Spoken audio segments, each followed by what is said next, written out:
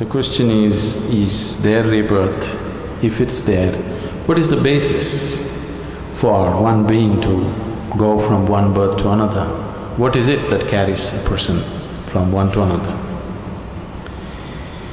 Now if you need to understand this, you must have some understanding of the mechanics of who you are. I'm talking about the mechanics of how a human being is built. See, when you say I'm a human being, the outermost periphery is the physical body. In yoga, we look at everything as body because it is easier for you to understand that way. So we see the body as 5 dimensions or 5 sheets.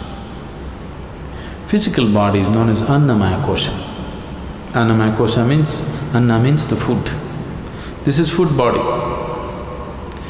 Next one is called Manomaya Kosha. That means it's the mental body. The third one is called Pranamaya Kosha, which means the energy body. Physical body, mental body, energy body. All these 3 dimensions are physical. They are physical existence. Physical body is very gross, mental body is subtler, energy body is even subtler, but all these 3 are physical. It's just like the light bulb is physical, you can see that. The electricity behind also is physical, isn't it? The wire that connects is also physical, the electrons that flow through the wire also are physical existence. So similarly, physical body, mental body, pranic body, all are physical dimensions of life. This physical dimension of life, both in all these 3 dimensions, carries the imprints of karma. On the body it is imprinted, on the mind it's imprinted, and on the energy it's imprinted. This karmic imprints or the karmic structure is what holds it together. Karma is the cement which holds you to the physical body. Karma is the bondage, at the same time it's only because of karmic stuff you can hold on to the body and be here.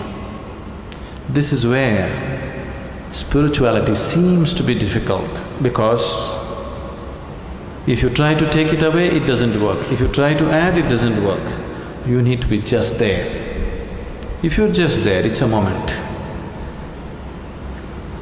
Now, the next 2 dimensions are called Vijnanamaya Kosha and Anandamaya Kosha.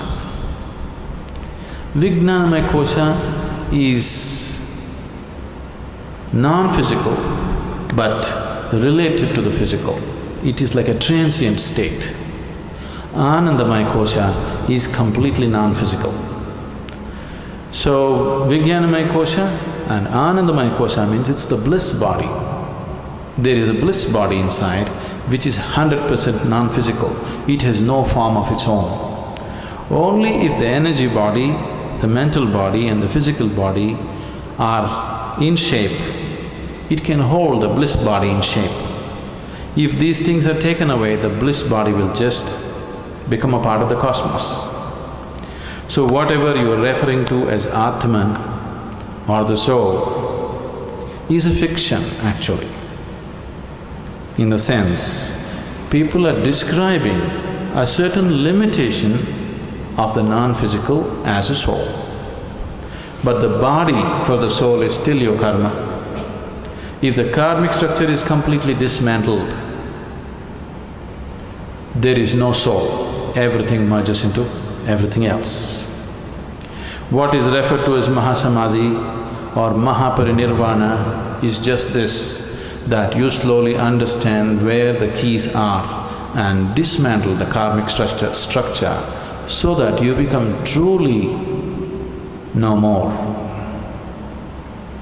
When somebody dies, we say, this person is no more. That's not true. That person is no more the way you know them, but they still very much exist.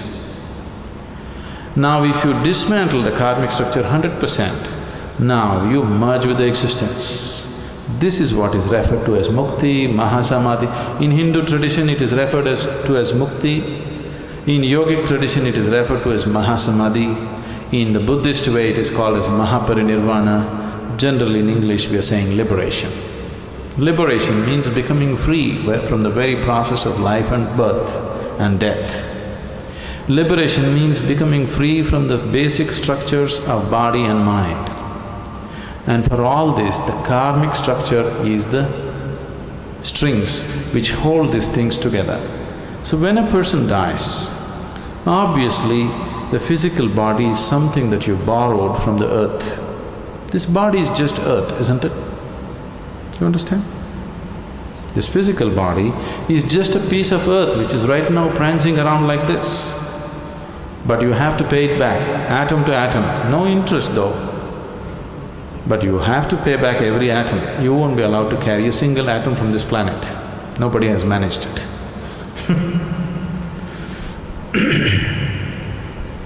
Physical body will fall apart.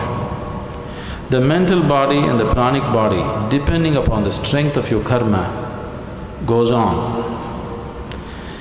If the karmic structure is very intense, unfinished, then it has to finish it.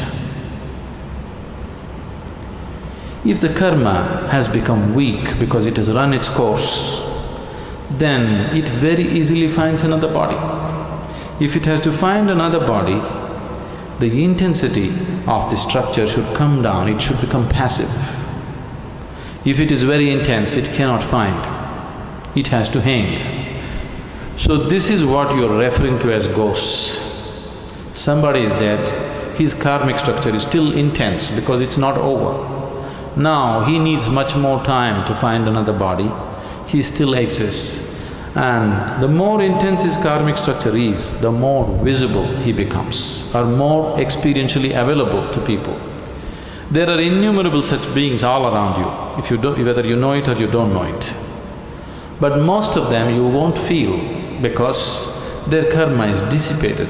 They're just waiting for more dissipation before they find another body. But if their karma is very intense, this is why they told you in the tradition, if somebody dies unnaturally, either by accident or suicide or some other way, they will become ghosts. It is not so, everybody becomes.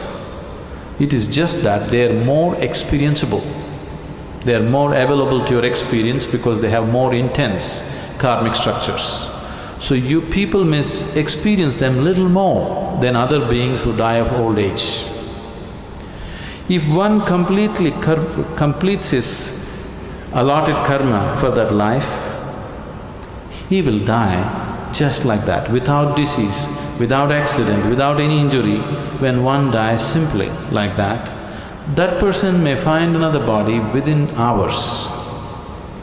This is why in this tradition always they said, if one completes his life and dies peacefully, it's the best way to die because he need not hang around.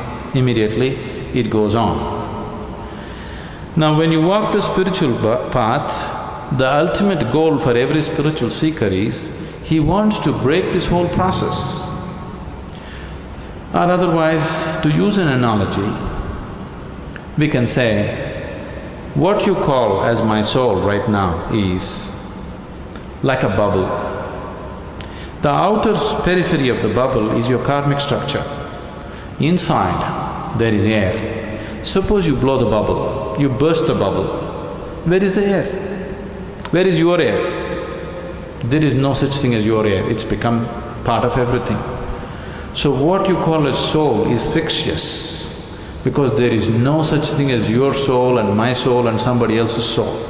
Right now, this unboundedness is contained in the limited karmic structure. So it makes you believe as if this is a separate entity. If you take away the keys which hold the karmic structure, then it just collapses. So, this afterlife, next birth, don't believe all this nonsense. But right now if you sit here and just close your eyes, you can clearly see more than this body you are, isn't it?